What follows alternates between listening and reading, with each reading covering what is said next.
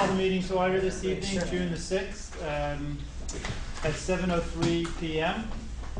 And we'll start off with the clerk's report this evening. We have a very full agenda tonight, so I'm going to try and move through it here in an orderly fashion. Is there a motion, please, to approve the minutes of March the 7th? So moved. Moved. Is there a second? Second, yes. Any questions, comments, corrections, amendments? There being none, all in favor of approving March 7th minutes as presented, please signify by saying aye. Aye. Any opposed? Any abstentions? Abstain. Abstaining I for wasn't here. absence? Moving to the next minutes. Is there a motion, please, to approve the minutes of May the 2nd? So moved. Second. And seconded by Ruth. Any questions, comments, corrections, or amendments? There being none, all in favor of approving the May 2nd minutes as presented, please signify by saying aye. Aye. Any opposed? Any abstentions? I think you're there with this one, right? I was. You were. Is there a motion, please, to move the minutes of May the 16th? So moved. Moved by Mr. Bach. Good work. And seconded? Second. Ricky Davidson. Any questions, comments, corrections, or amendments on the May 16th minutes? There being none, all in favor of approving the minutes as presented, please signify by saying aye. Aye. Aye. Okay. Any abstentions? Abstaining for I was not here. absence. Absence. Mary Gardner, absence. All right. So the motion's passed. Communications under the clerk's report this evening. Are there any communications that any board member received that they would like to share with the board and the public? There being none, we're going to recognize groups and individuals this evening, and I know that there are some students here who are going to be making presentations, but I believe that there's also some members of the public who would like to address the board. If you would like to address the board, you can come up and pull up a chair if you wish to sit, if you give us your name and, no? Oh, there we go. Han. Okay? So let's see here, how are we going to do this? So there's no one at this time to address the board. We'll come back. Sorry? We'll come back to allow you to address the board. We'll handle some board business and then come back to you. Is that all right? Okay. Great. So we're going to move into consent agenda. Is there a motion, please? I move we go into consent agenda. Okay, moved. Is there a second? I'll second it. Moved and seconded. Any discussion? Well, then all in favor of entering consent agenda, please signify by saying aye. Aye. Aye. Okay, we are in the consent agenda. Finance, building, and transportation. Finance has not met with a quorum since our last meeting. We are scheduled at 7:45 this Wednesday, June 8th, at the central office conference room. Okay.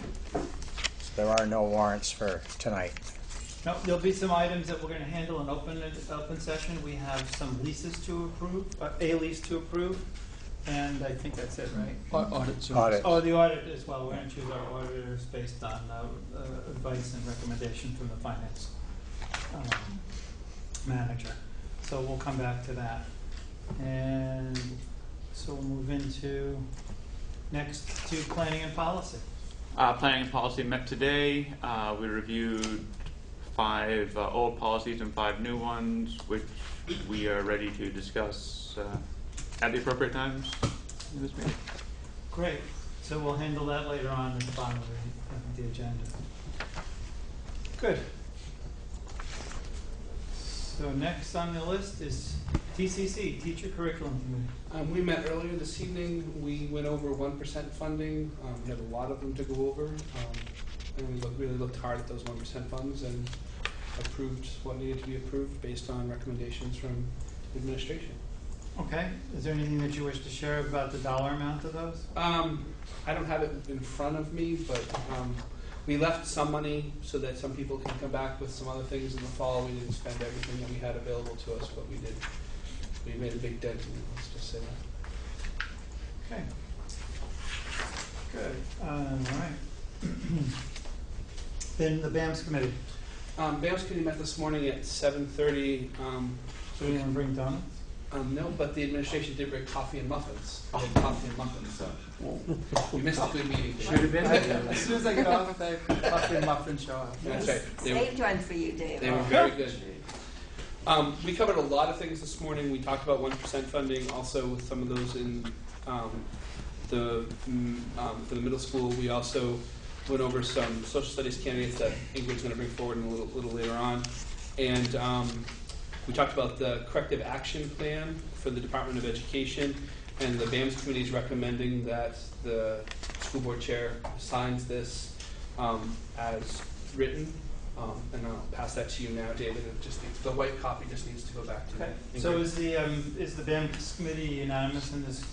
Was there a motion made in the committee to do that? Yeah, we were unanimous about supporting the corrective action plan. And there's been multiple conversations between the Department of Education and the administration of the middle school around crafting this plan. So everybody's happy with it. Is there any board member who wishes to see this before I sign it? I actually have copies if you'd like it. Okay, would any board member like a copy of it? All right, so I'm going to sign this, and we'll pass it back to. And the other big thing is that there in BAMS committee we talked about the potential, the upcoming new sign that'll be at the entrance of BAMS to know which entrance is BAMS, and it's a very interesting light design, solar and power generation. It's going to be very cool. Sounds neat. That was it. Okay. Sounds like a good meeting. We want to let the students present their trips. I don't know. We're going to finish consent agenda, and then we're going to come right back into it. The Career Center Committee? We did meet primarily, and our only agenda item was review of candidates for the assistant director's position, and we reviewed several resumes. The number is being winnowed, has been winnowed down pretty well. That was our only item of, and you will hear the results at some point to be determined soon. Right now. So you'll do that in your We'll do report? that right Okay. now, yes. Great. Is there anything else then under consent agenda this evening? David? Sorry. I'm sorry, I neglected, as part of finance, and maybe it's been taken care of and I'm not aware of it. Do we have a fifth member for finance? And if not, we probably should, so we don't have four, The summer. an even number, Issue. yeah. Well, and getting a quorum and so forth. So Bob and I are sitting there looking at each other across the table. Uh-oh, you just threw him under the bus. Yeah, really. Where is Scott? We're going to have to call him and find out what's going on. But are there only, There's four. there's four, yeah. That's a quorum. Well, yeah, but, They'll show. yeah, if They'll they, show. yeah. Got So it. you need three, so you got to have 3 out of 4. So I'll just ask the board members if anyone would wish to join as an alternate. Would that be all right? You can join as an alternate or a full-time member. well, why not a full-time member? Okay, is there any board member who wishes to join? Now that you're discovering your roles and how busy you're going to be. What time does finance meet? Where we would 7:30 in the morning on Wednesday morning, typically immediately prior to our regular scheduled meeting, so the week before. No, we can usually kick meet it- 2 days after. 2 days our after, regular usually. meeting. We're reading Well, this theoretically, week. we're supposed to meet Right. the Wednesday before, but it hasn't worked out that way lately because of the holidays. Well, I'm not asking that it be Yeah. done to me, but I just wanted to make sure that I was understanding correctly that there were only 4. And then you have to have 3 to have you have to have 3 out of 4 present, which sometimes is difficult. Right. So Ian, you're welcome to join us if you want on Wednesday morning. There is no coffee and donut. Unless Part you of the bring it. quorum. Unfortunately, with my current schedule, it's a bit early for me. I'm sorry? Unfortunately, with my current schedule, it's Got a it. bit early for me. I understand.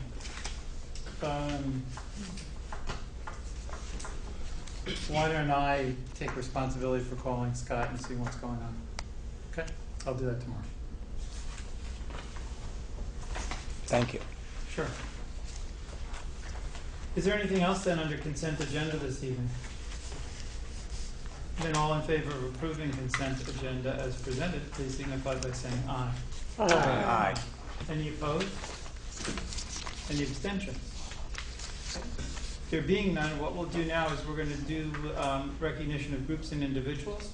And why don't we handle you first, Mary? Okay. And why don't you introduce yourself to the board? Sure. And the floor is yours. I will advise the board that Mary has been in contact with me by telephone, and I know that she's had multiple meetings with Ms. Crisco regarding a matter, and I invited her to the board this evening as a member of the public to speak. Okay. Maybe I should hand this out. I didn't.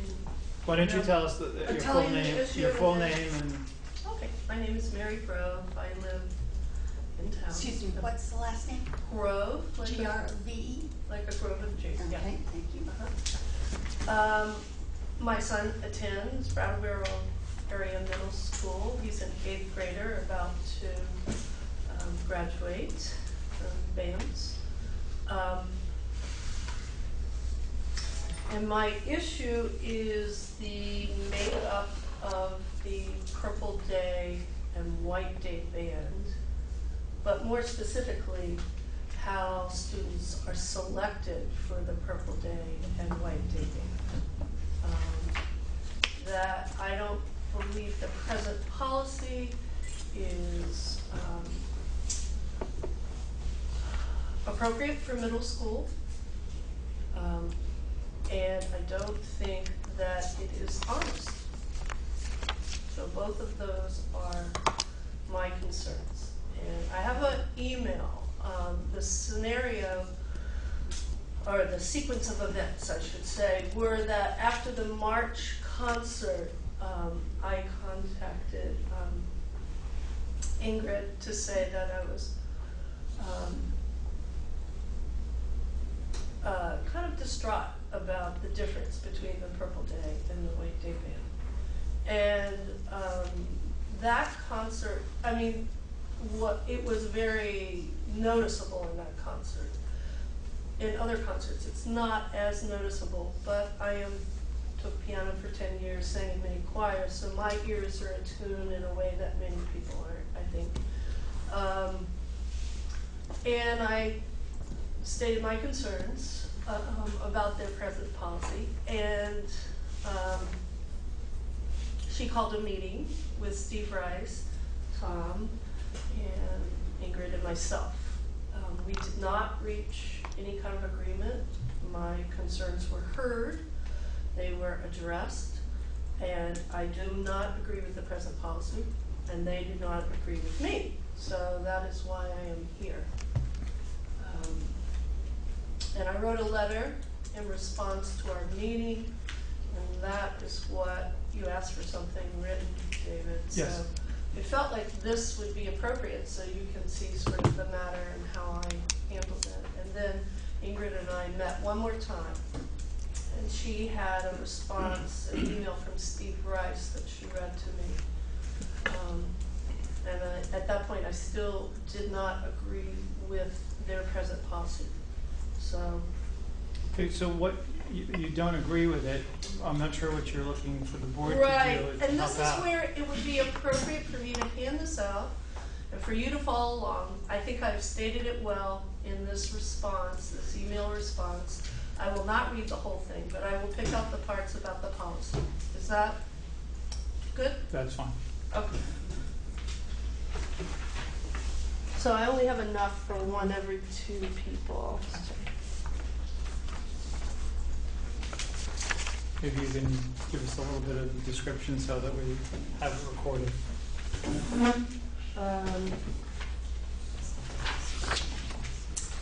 So, description is describing the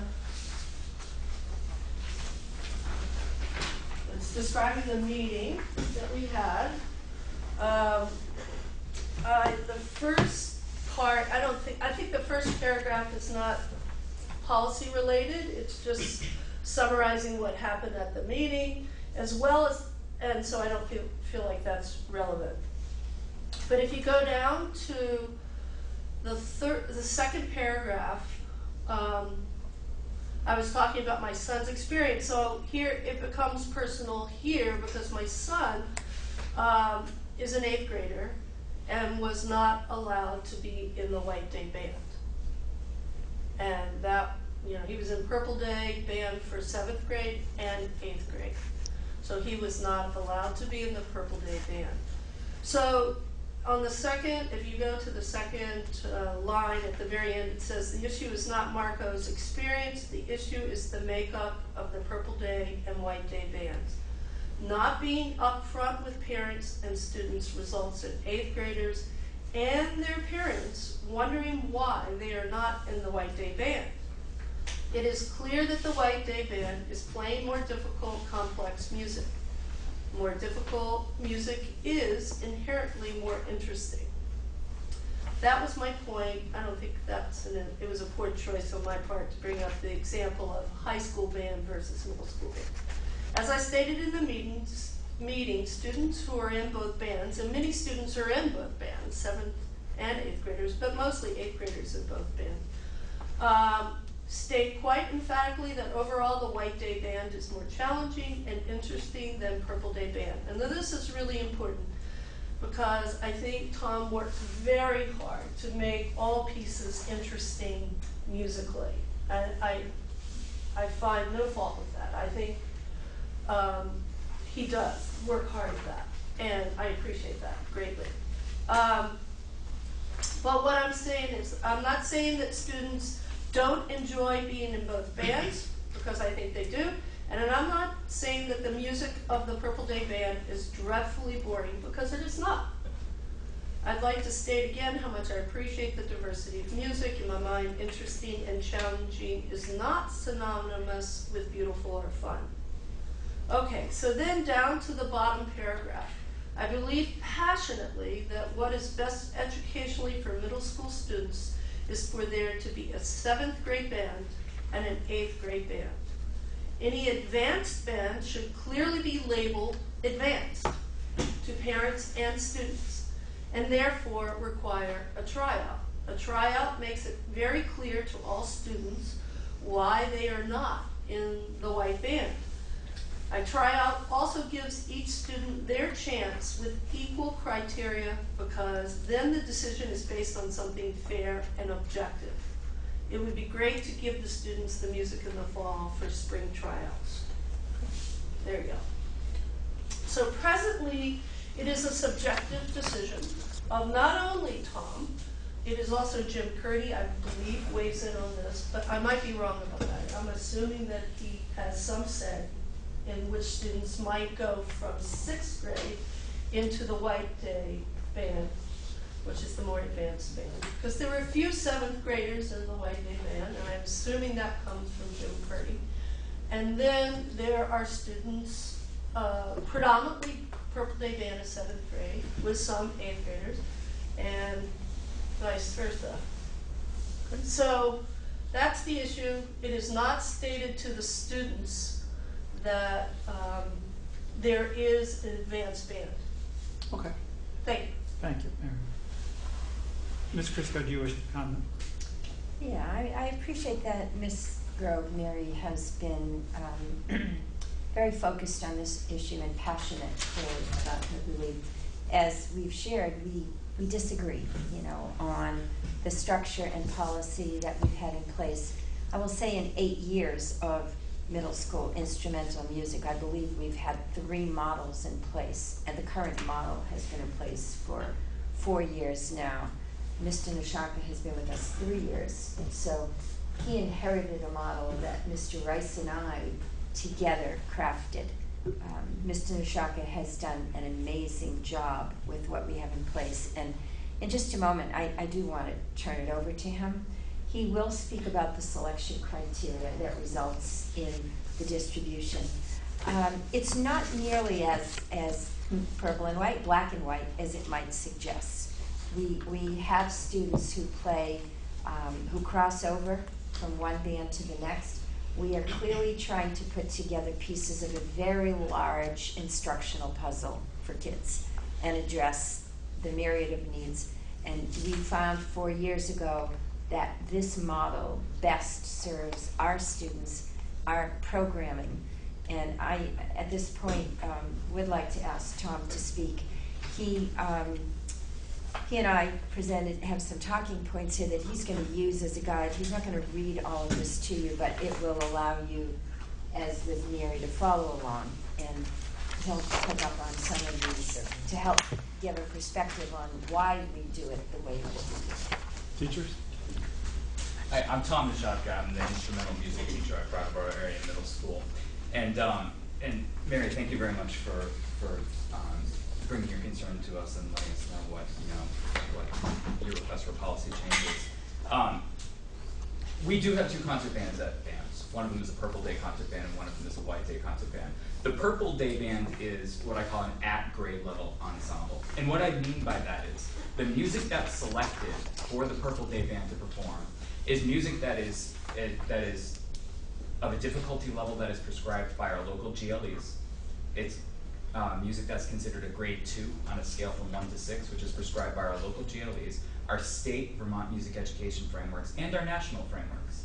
The Purple Day Band is a mixed 7th and 8th grade ensemble, and it performs music of a grade 2 level. The White Day Band is our other concert band, and it is a band of students whose skill level is a little bit more advanced than those are in the Purple Day Band. And that ensemble performs music of a grade 3, which is what most people would consider an advanced middle school piece of music, or maybe even a lower high school piece of music. And actually, speaking for the Purple Day Band, they did perform a grade 3 piece of music in their last concert, so they did achieve that standard. They did exceed that standard. So on this sheet right here that Ingrid and I worked on the back side of the sheet, I did put the criteria for determining which ensemble a student is placed in. Could we get a copy of it? Or can I look Yes, at it? yes, you can. Are there any left over there? Sure. Yeah, absolutely, Mary. For students who are entering 7th grade, since in the majority of cases I haven't met or worked with those students, it's solely based on recommendation from the student's elementary school band director. So that's in most cases Joanna Damon from Vernon Elementary School and Jim Purdy from the Spring Brattleboro Elementary School. For 8th grade, it's a little bit more, I have a little bit more of an amount of points here just because I've gotten to know the students over their 7th grade year. The first one is skill level, and as I've described before, and as I'll continue to describe why we do what we do, I think that's an important thing for determining which ensemble the student is placed in. Performances, assessments, and attendance at their group lessons. Each student in our program receives a group lesson every week, and it's based on instrumentation, so all the flutes in one ensemble will meet at the same time, all the clarinets in another ensemble will meet at the same time. And that's really sort of my opportunity to listen to individual students play, to listen to sectional work, and I really get a good idea of which students are at which skill level, and I can make assessments and I can make recommendations to each student based on their skill level. Evidence of home practice is a big one, and obviously that's a huge one in my book. Observation, and this is one where I think in the meeting that there was a little bit of friction and agreement on. Observation and assessment of a student's improvement over a year's worth of time. I'm a firm believer that I can make assessments based on how much a student improves, how much a student demonstrates their skill level, and how much a student is able to go on to a certain ensemble over a year's worth of time. I think observing a student over a longer period of time with guidance from me, watching how they interact with their peers within their section and within their band over that longer span of time is much more effective than a 10-minute audition might be. And many people have said the same things about auditions as they said about standardized tests. Sometimes the best thing an audition can tell us is how well a student auditions. Sometimes the pressure that's put on that 10-minute time slot can affect the way the results of the audition turns out. So to me, it's much more effective to observe a student over a year-long period and make those decisions based off of that formative assessment. The ability to work together in a section format and be a contributing member of each section, and the potential for leadership within a section. And the students that do participate in both bands, and we do have some students who do that, the criteria is first and foremost their kneecap scores. Second, their chorus enrollment. I'm not going to create friction with our choral department. The third is instrumentation needs, and the fourth goes along with that third. The willingness to play a secondary instrument if instrumentation needs don't allow for dual enrollment. So for instance, if I have a section where I have 20 members, and I really, accepting more students into that particular section would off-balance things, sometimes I'll offer the opportunity for a student to take a secondary instrument in a second ensemble. And a lot of times that's proven successful, and some students have taken advantage of that. So what might not be common knowledge to people now is up until about 3 or 4 years ago, one of the models that Mrs. Crisco has just spoken of was a 7th grade band and an 8th grade band that we did have going for many years at BAMS. And as I was sort of pulling together information to put on this sheet right here, I looked through some prior programs of, some prior concert programs to check out what repertoire the students were studying, to check out the rosters, to see how many students were involved in our program when we had 7th grade and when we had 8th grade bands. And I found some interesting things. The first of which was many pieces that the BAM's 8th grade band performed over the several years that we had a 7th grade band and an 8th grade band were selections that were of comparable difficulty, and in some cases, the same exact selections that I've programmed with our Purple Day band, which is our grade level band. So one could infer from that a student in the Purple Day band would be getting a comparable education to an 8th grade band experience. And that White Day band experience would be still again reserved for students who have a more advanced skill level. One of the other interesting things that I saw were that our program enrollment, our numbers of participants were a little bit down when we had 7th grade band and 8th grade bands. In fact, our last year that we had 7th and 8th grade bands, we only had 35 students in our entire instrumental music department. The first year, next year will be our 4th year with our current levels ensembles in place, and that number has since quadrupled. We're looking at anywhere between 110 and 120 students enrolled in our band program next year. That's almost an entire grade level, or almost 50%. It's one whole class. So that's an entire, that has happened over the time where we've had leveled ensembles, and that's just our preliminary projections for next year. Tom, so is it your feeling that we should maintain the current policy and practice? It is, yes. Is there anyone else who wishes to speak on the current policy or practice? Not me, somebody else, you mean? Ruth? Is there a written policy on this? And is it in our policy Or just a practice? book? It is a practice, but I can't say that you're gonna find it written down anywhere. Maybe it should be. Yeah, it's not policy in the sense of the policy that BUHS number 6 has adopted. It's more guidelines, procedural guidelines. One clarification I want to make is students do not compete for a spot in band. They are entitled to a spot, one of the 2 bands. So there are no tryouts per se for making it into an instrumental music class. Tom just laid out the criteria he uses after grade 7 to create 2 ensembles that are the strongest each can be. But every student is in band if he or she wishes. Okay. Any other questions from the Yeah. board? Yes, Ian. Part of the complaint was that it's not clear that there is an advanced band as opposed to the grade level. Is that true? And if so, what is the thought process in not making it clear that there is a basic band, and an advanced band? I can respond to that. I don't believe that it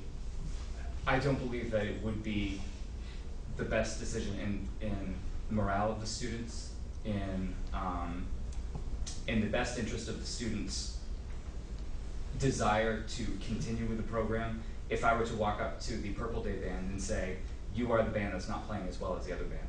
Or on the other side of that coin, for me to walk up to members of the White Day band and say, hey, you guys are the #1 group, they're not. And Ian, the reality is we have some students in the White Day band that play in the Purple Day band. It's not as distinct as it may appear. And to what end, to tell kids when there is a merging of kids to begin with. They're playing appropriately challenging music at their respective levels and continuing to advance. That's our challenge. What I've seen as a result of the system are 4 things. I've seen higher student participation, and not only students succeeding but thriving on this system, higher retention rate, at present, nearly 100% of my 7th graders are already signed up for 8th grade, and that's members from both the Purple Day and White Day bands. And nearly 100% of the current 6th grade band members are signed up for band in 7th grade. I don't have the data for 8th grade to BUHS bands since we've got to the system, but what I can say is I know that it hasn't declined. I'm now able to choose repertoire that is appropriate for the varying skill levels that are in both groups, instead of trying to find repertoire that's either too challenging for a student that might be just in a particular grade level, or not challenging enough. And fourth one is there's plenty of anecdotal evidence that I've seen where people have come up to me and they've told me, administration, colleagues, parents, that now that we've gone to this format, that the bands are playing more together, that they sound better. And I've had music teachers that are colleagues from in and out of the district saying that the students are demonstrating a deeper understanding of the musical concepts. And it's easy in a field like music and in a content area like music to talk about two different things interchangeably. That's aesthetics and education.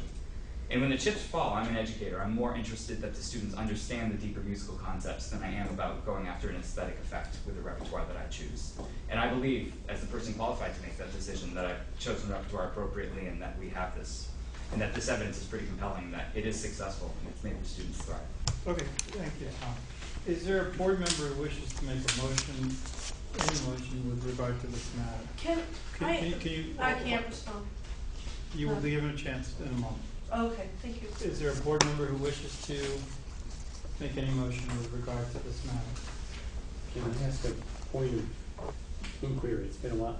Which is, to what, I mean, I'm new to the board, but to what degree does the board sort of make specific? That's right, I'm going to get to that. Oh, but if okay. you were to make if there was a desire that we So you're investigate trying the to set policy. me up to make a motion so you can slap me? Yeah. You could Kind of. Kind of. You could make a motion that we charge the administration with investigating a possibility of changing this, or we can simply, as I'm going to say to Mary, if there is no motion, that Mary, it's incumbent upon you to raise support for your desire to change the practice. And the way that I would this board? the way that I would pursue that would be to draft something and put it out as a petition and get families to sign it who have children in the school. Sure. Could I follow just on my sort of inquiry? One parallel that I see maybe is like sports, where there are, my experience, in full disclosure, I've got a son who's in both the White Day and the Purple Day band, and he enjoys both of them. He's also been a soccer player, and there are the white and the purple, and I forget which team plays at a higher level or not. And how are those? Is that something? At one point, does the board get involved in determining the white and purple soccer and maybe for other sports as well? Maybe it's helpful. And I don't know if a comparison between those teams and bands is appropriate as well. I know in soccer, there are better kids and it just makes the game better in soccer when the better kids are playing, and there's frustration that you're not moved up, and that I think that's a common issue in athletics. And so I guess the two questions are: do we get involved, and then to the degree it helps shed light on it? The board doesn't get involved in No, that. the board doesn't, and that's what I'm hinting at here is that we're really sending you back to work through the system as it should be, which would be to work through the administration and the teachers on this. And if there's, as it stands, we're satisfied with the way things are now. So if you wish. Because nobody made a motion. Is that why you're saying No, that? because no one here feels that there was a need to make a change. Because nobody made a motion. That's what I'm trying to get at. Well, If somebody you makes a could say motion, that means that they want to either continue or not. or investigate or whatever. Right. There's no one here who feels that way. The board here is the deciding body, and we're here to decide whether this is right or it needs to be changed, or if there's some other action. There is no action the board feels is necessary in this situation. So it's incumbent upon you, if you wish to continue to pursue it, to go through the system as starting over through the middle school. I am not clear, David. We have been through the system. They do not agree with me. I do not agree with them. Right. Okay, so at this point, I can certainly understand the piece, bring a petition, I don't know, signed by how many people. It's very subjective here about how I go Yes. further. And is it okay for me to approach a board member and explain further? Because I have more to say on this, and you obviously need to move on. Yes. And I respect that. But is it okay for me to talk to Mr. Staley? Is it okay for me to talk to Russ Jens? Is it okay for me to talk to Ian? Because he brought up the most important point right there. And so is it? There's nothing to prevent you from talking to a board member or an administrator. Go ahead. I guess I would advise that the board has listened to your concerns. They've gotten a review of the current practice by the instructor that is implementing the practice and supports this practice. I'd let the board have some time to consider this. My sense is, I shouldn't say anything about that, and just let them consider this, and if they want to do anything, direct the administration to look at this policy or this practice, then they can do that. If they feel that the rationale suffices, then I would say that they would move on from this. And so Okay. it would then appear that there is a disagreement, and that we just leave it at that. Right.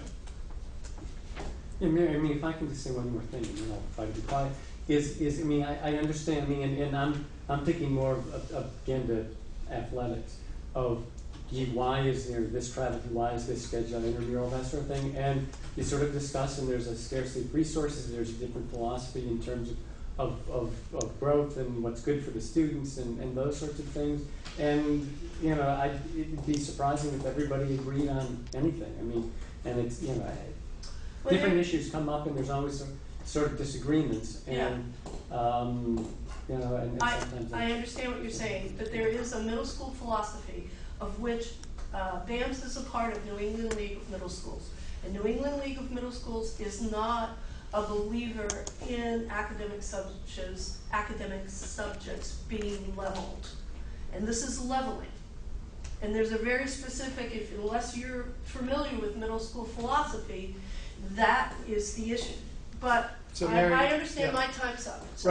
Right. And the issue is that you're the only person protesting this, and if you feel that there's a larger audience, Okay. then you need to muster that. Gotcha. Okay, thank you. Okay. So we're going to continue to move through the agenda.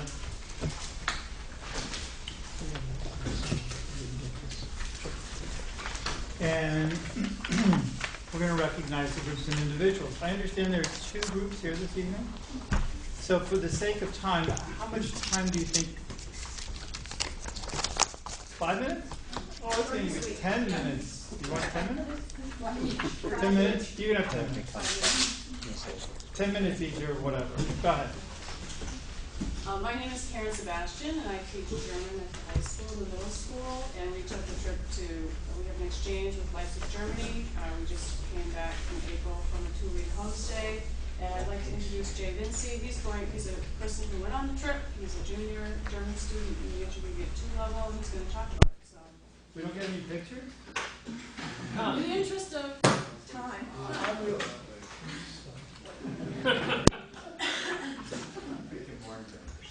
I'm sorry, please. We also would like Jay, to go ahead. I don't mean to make you nervous.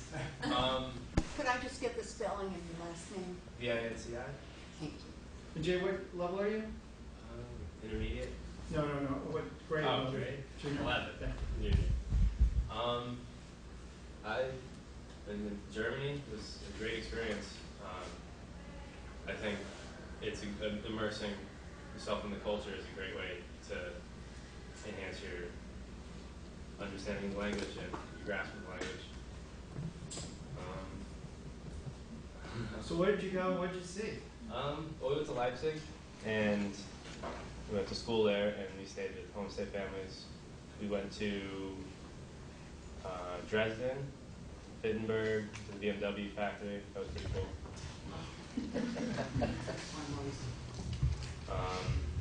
And then we went to Berlin, and did a lot of sightseeing around Berlin.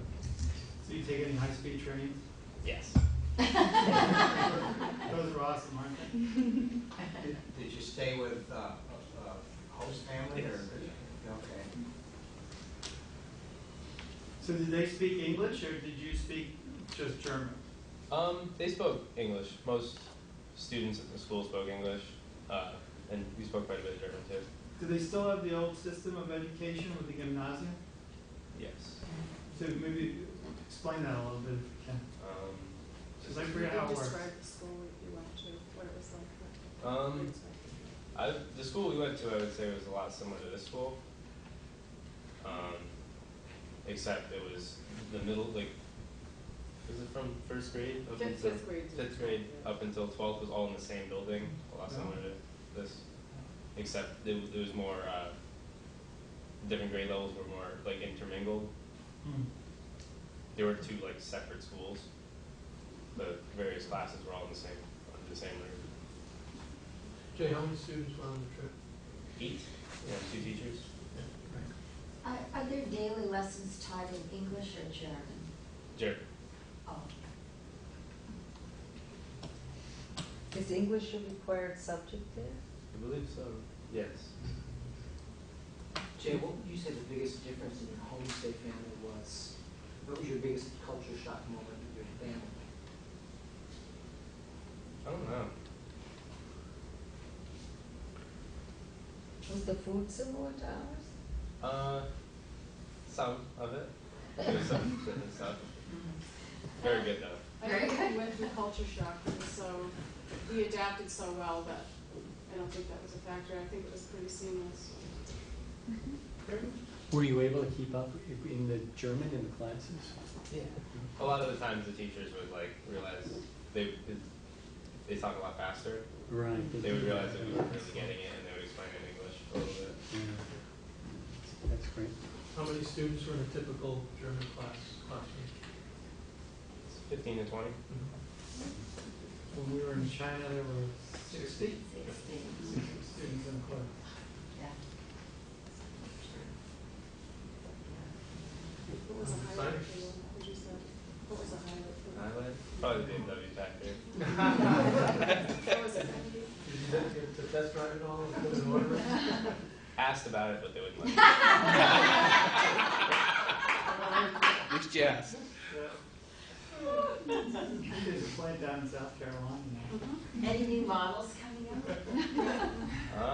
Yeah.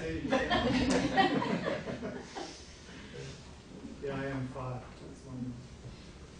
All right.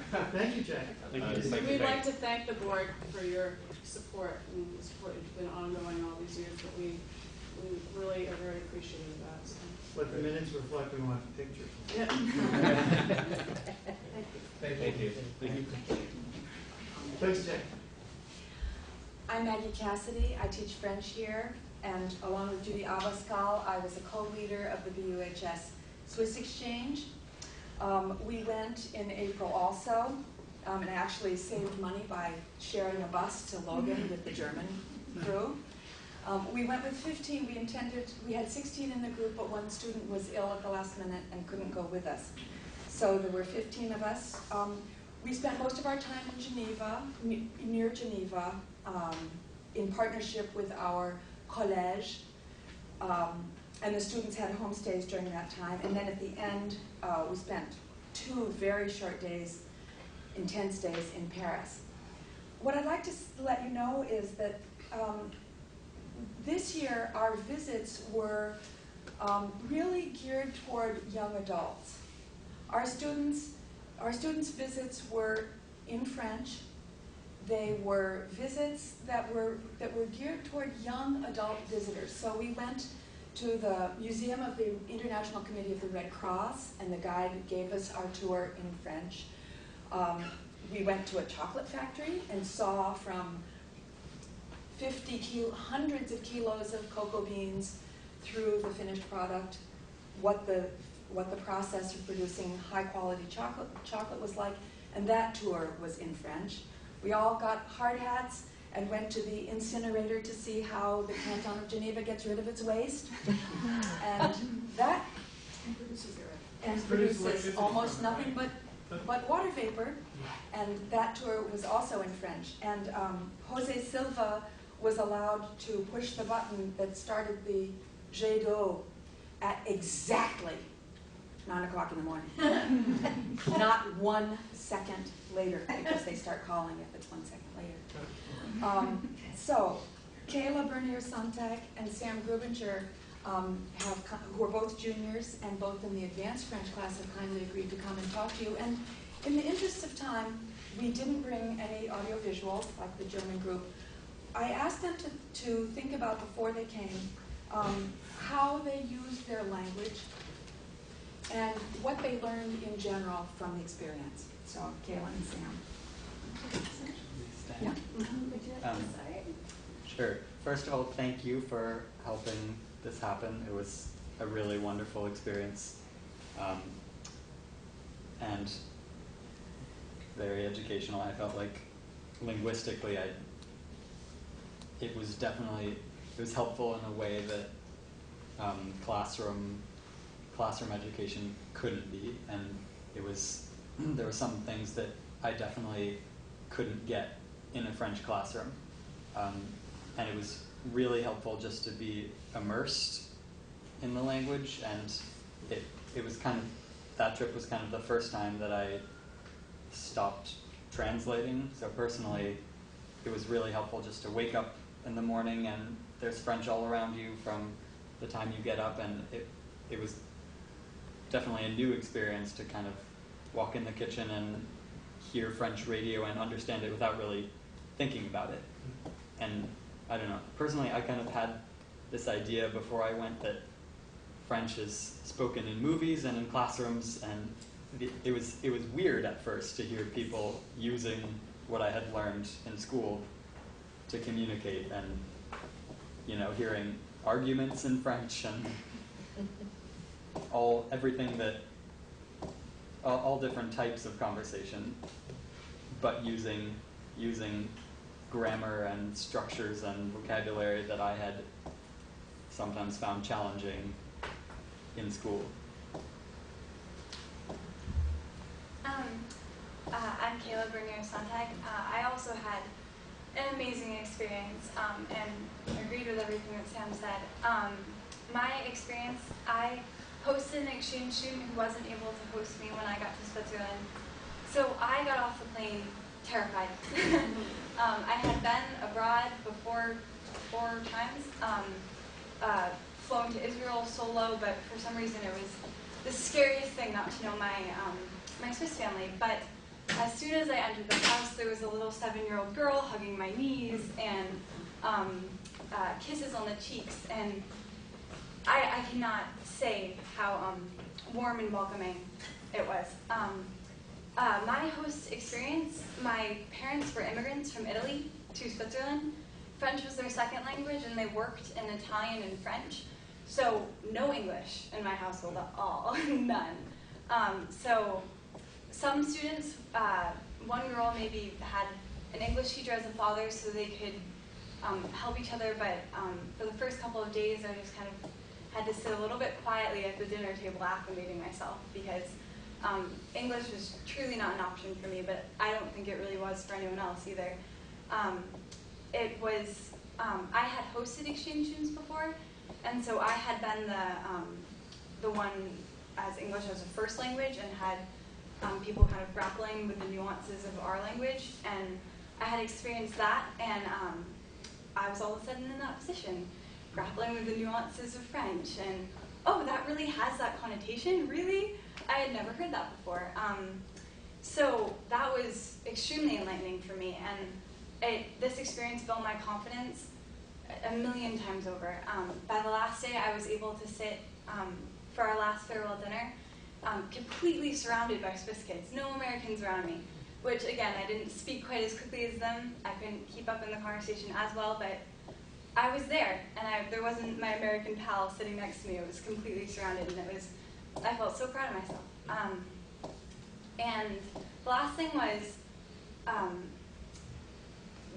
communicating in a second language for the first time, and seeing people on the receiving end completely smiling and appreciating my tries and appreciating my effort was so rewarding, and it's encouraged me to continue my French so much. So thank you for that. Questions from? What was school like for you there? Did you go to school at all there? Or? Yes, we went to 1 day of school, so we each got to see two different classes, I think. In a way, I saw a French literature class, so it was, my understanding wasn't quite to the level that it was with dinner conversations. It was more formal than here, definitely, and I definitely got the sense that they were just kind of expected to do homework and to write essays, and they were less graded on individual assignments, as they were expected to keep up with the curriculum and then pass a test. And that was a little different. And I was always amazed at how late they were up doing homework, and it just so happened, I think a lot of them had a huge math exam that coincided with kind of the end of our visit. So they really went out of their way to show us a good time. Sometimes even if I wanted to go out and see Geneva more, I got the sense that my partner needed to stay home and study. So I don't know how they did it, because they would go out just night after night and then come home and study and go to school. We would walk around along the river and talk and enjoy each other's company, because there was so much trust because these kids took their education so seriously, which gave me a huge appreciation for my education. So with all that more intense classes and heightened responsibility, they also were given a lot of freedom. So they were very composed and conservative. So they would take us walking around the river, and we would be ready to just fall in bed, maybe write a few notes in our journal, and we'd peek over, and their books are spread out all over and all in French, and it's completely crazy to us. Yeah, I don't know if I'd call them conservative. But not conservative, but you're right. I shouldn't have branched off. They were very fun-loving. But when it came to education, they were very serious. A big difference, though, was the school that they were in is only, I forget what percentage of the population. That's the top, 20%. Yeah, it's not like this school, which educates almost the whole population. A lot of Swiss kids go to trade schools early on, or start careers, or get jobs. Their system is a little less encouraging of everyone to make it all the way through, because they're equally they're encouraged as well to go into a trade. And I know some of the siblings of our partners were in trade school, so we have to remember that was the top 20%. Yeah, when we started feeling all underachieving, we had to remind ourselves that this was really high performance school. But also, me and Sam got to witness a study party in the park, and me and Sam were frolicking in the park, taking pictures, those ridiculous photographs you could imagine, and just having a grand old time in the beautiful Geneva weather. And they organized a study party and sat in the middle of a chaotic park and just they got down to business. It was a really cool experience to see how valuable their education is to them. Will you be hosting some of these students at some point? We already hosted our partners in the fall. They've already been over so there. it was and you it was impressed nice. them equally with how much time you spent on your homework, right? Of course. And it was nice. You didn't have this luxury, but most of us had already met our partners when we went there, so that was really great. We already established a connection. They were over here in the fall. Yeah. My host family was wonderful. No concerns there. Sam and Caleb, thank you very much. It's great. Thank you. Great to hear. Thank you. You're welcome to stay for the rest of the meeting, or to. Yes. I do have one request. Sure. I'm Judy Abascal, Yes, I'm Judy, head of please. modern and classical languages, and I am here to ask the board for permission to take a group of students in our Spanish program to Costa Rica next April. Maggie Cassidy will be the second leader. It is looking as if it is the window would be from the 14th to the 28th, but those days may vary slightly. And the school in Costa Rica, which is the Escuela Bilingüe, an elementary school, I do know that their school board has approved this already for us to go down, and so I will be contacting their principal as soon as I have approval from this school board to take our students. Our students will be assisting their teachers in the English department to teach English to kindergarten through 6th graders. We did this last year, and it was a wonderful experience to see how our students were able to engage the students in lessons in English. And it was also a fabulous experience in that our students were treated as adults. The students were treated as professionals.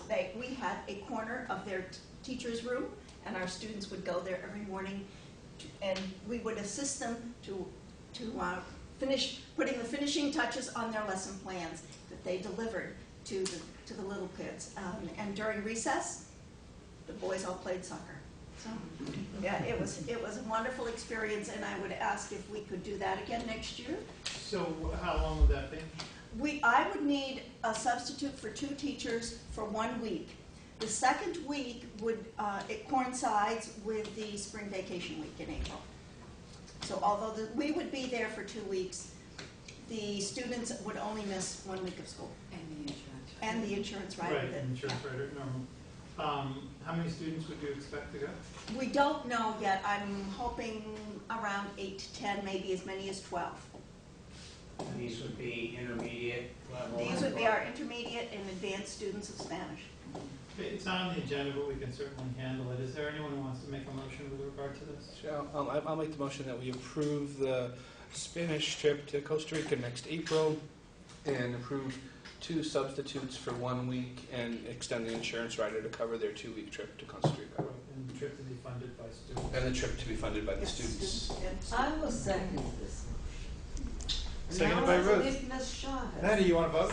I don't know if I have that authority, but Or do you want to get on the list? is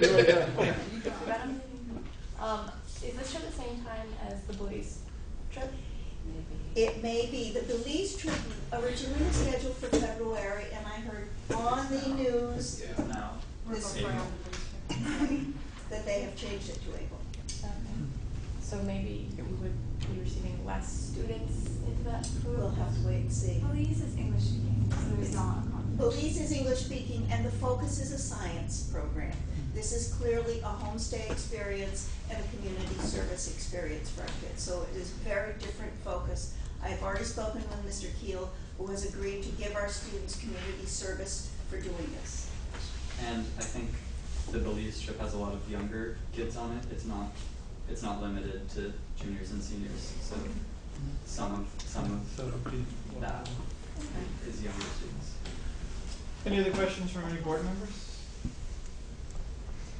Okay, there being none, all in favor of the motion as presented to approve the trip next spring, 2 teachers, 2 substitute teachers for 1 week, with the insurance rider to be funded by the students themselves, donations or whatever. Please signify by saying aye. Aye. Any opposed? Any abstentions? Congratulations. Thank you. Yeah, it's good. Thanks for coming. Thank you all for coming.